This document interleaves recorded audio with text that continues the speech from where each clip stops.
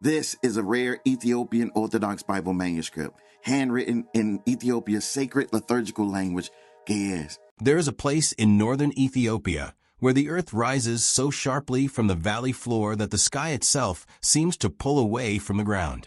The cliffs there are not dramatic in the way of mountains. They are final. They end conversation. They end pursuit. And for centuries, men who wanted the world to forget them chose exactly these walls of stone to disappear behind. Brother Teklahaimanot had lived at the top of one such cliff for 53 years. He had arrived as a young man of 26, already quieter than most, already carrying something heavy behind his eyes.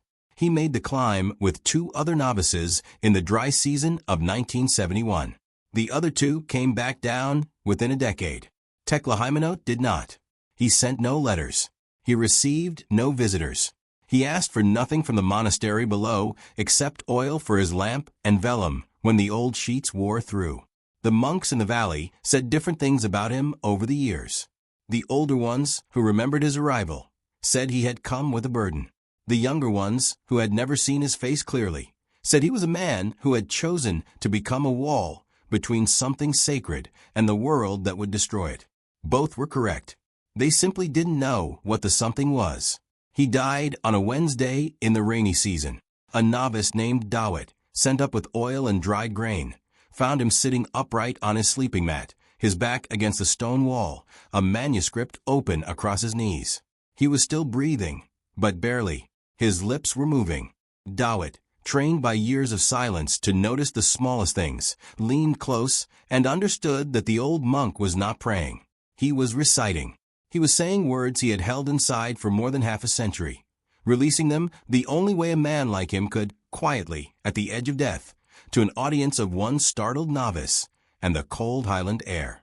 What followed in that small stone room over the next several hours would not reach the outside world in any official form. No recorder was present. No scholar sat with a notebook. What Dawit carried back down the cliff the next morning was not a document. It was memory, precise, shaken, and permanent. To understand what Teklahaimanot had been guarding, you have to understand the particular nature of the Ethiopian Orthodox tradition and how radically it differs from the Christianity most of the modern world inherited. The Ethiopian Church is not a branch of Western Christianity. It is its own ancient root. The Ethiopian Orthodox Tewahedo Church traces its formal establishment to the 4th century, but its connection to the Abrahamic tradition runs far deeper, through the Solomonic dynasty, through the story of Makeda, the Queen of Sheba, and through a relationship with the sacred texts that was never interrupted by the councils, the politics, and the editorial decisions that shaped the Bible the Western world reads today.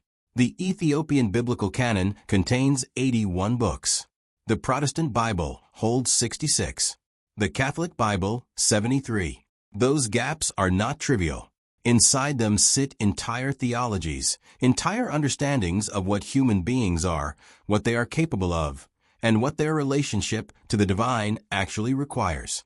Among the books Ethiopia preserved and the West discarded is the Book of Enoch, a text describing the Watchers, the fallen angelic beings who descended to earth and altered the course of human history. Rome removed it. Ethiopia kept reading it every generation without interruption. But what Teklahaimanot had spent his life guarding was not the Book of Enoch. That text, at least, had found its way into academic libraries and scholarly discussions. The world had heard of it. What he carried was something the world had not heard of, a manuscript so carefully kept that even its name was rarely spoken aloud inside the monastery. He called it the Kedanat Qal, the words of the covenant. And according to the tradition that had passed it from keeper to keeper across the centuries, it contained a record of teachings delivered during the 40 days between the resurrection and the ascension, the period that the Gospel of Luke compresses into fewer lines than most people spend describing a dream. 40 days. Think about what that actually means. The central figure of the Christian story has returned from death. He is walking, speaking, eating fish by the shore, appearing in locked rooms, breaking bread on the road to Emmaus. His followers are traumatized, amazed, terrified, and desperately trying to understand what comes next. and the teacher is present with them for 40 days. What did he say during those 40 days? The canonical Gospels offer remarkably little. The Great Commission, a few appearances, a blessing, an ascent into clouds. For the most transformative period imaginable, a teacher returned from death with the full authority of that experience, instructing his closest companions before his final departure. The record is almost silent. The Kedanat Qal claimed the silence was not accidental. Dawit sat in the cell and listened as the old monk's voice grew thinner and more deliberate, the way a man speaks when he is choosing each word not for beauty, but for survival, for the chance that at least one word will make it through.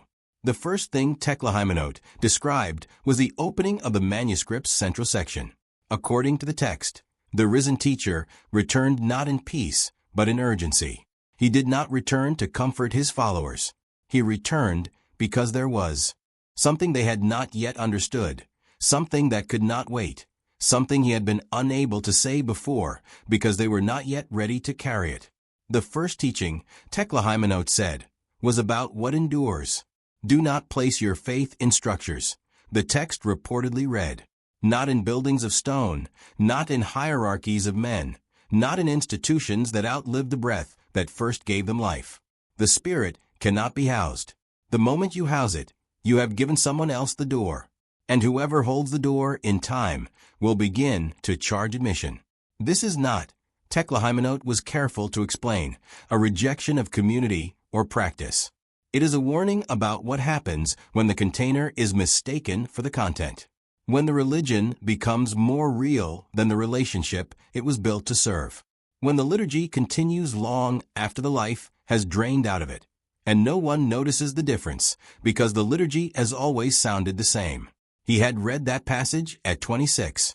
He had spent 53 years watching it prove itself in every direction he looked. The second teaching was the one Dawit said made the old monk pause longest before speaking, as if even now, at the threshold of death, some part of him was uncertain whether the world was ready. The Kedanat Qal described the human being as a dual creature, not body and soul in the simple sense, something more precise. The text spoke of two invisible forces in perpetual tension, a force that moves toward clarity, truth, and connection, and a force that moves toward distortion, accumulation, and isolation. The first force was described using a word Dawit translated roughly as breath of the living. The second was described as the consuming drift. What made the teaching unusual was its insistence that the consuming drift was not a moral failure. It was not sin in the legalistic sense. It was an illness. It worked slowly and without announcement. It entered through small deceptions. The lie told to avoid a difficult conversation. The desire fed in secret. The truth bent slightly to serve the ego. And it hardened over time, like sediment in a riverbed, until the current could no longer move freely. The manuscript gave a name to the people in whom this process had completed itself. It called them the hollow walkers, people who moved through the world performing every external function of a human life, working, speaking, laughing, praying, while something essential had gone silent in them, perhaps years or decades ago, and they had never noticed the moment it happened. What shook Dawit was not the theology. It was the recognition, because he had met people like that. He could see their faces now. Ordinary people, not villains, not monsters. People whose eyes had a particular quality, present but not quite participating, as if they were watching their own lives from a slight distance and had stopped expecting to be moved. The cure the manuscript described was not ritual, not penance, not confession to a sanctioned authority. It was attention, the rigorous, unflinching practice of watching your own mind the way a shepherd watches a hillside at dusk, when the light is ambiguous and the shapes of things cannot be taken for granted. Then Teklahaimanot came to the third teaching, and here something changed in his voice. Dawit described it as a shift in register, the difference between someone telling you a story and someone telling you something they have never said out loud. The old monk's hand pressed flat against the open manuscript. His breathing changed. He looked at the novice for a long moment before speaking. The third teaching, he said, was the one the keepers of this manuscript had feared most across every generation. not because it was violent, not because it was heretical in any simple sense, but because it was the one teaching that, once heard, could never be unheard. It planted a suspicion that grew quietly in the dark and could not be removed by argument or reassurance. The text described a particular kind of danger, not the danger that arrives openly, declaring itself enemy, wearing a recognizable face of opposition. That kind of danger is manageable. You can see it. You can name it. You can resist it. The danger the manuscript described was the kind that arrives wearing the face of the thing you love. The risen teacher, according to the Kedanat Qal, warned his followers directly. The greatest threat to everything I have taught you will not come from outside. It will come dressed in my name. It will carry my symbols. It will quote my words. It will build structures of enormous beauty in my honor. And inside those structures, quietly over generations, it will replace the living center of the teaching with the appearance of the teaching, until the appearance is all that remains. And no one alive can remember what the original felt like. He was not describing a future Antichrist in the theatrical sense. He was describing a process, an institutional gravity that pulls every movement in time toward self-preservation, toward power, toward the protection of the structure itself rather than the spirit it was built to carry. Tekle had spent 5 decades reading history with that passage in mind, and he told Dawit very quietly that he had never once found a century in which it did not apply. But why speak now?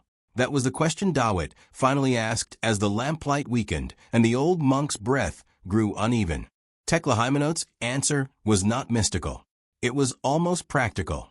The Kedanat Qal contained, near its final pages, a description of the age in which its teachings were meant to be released.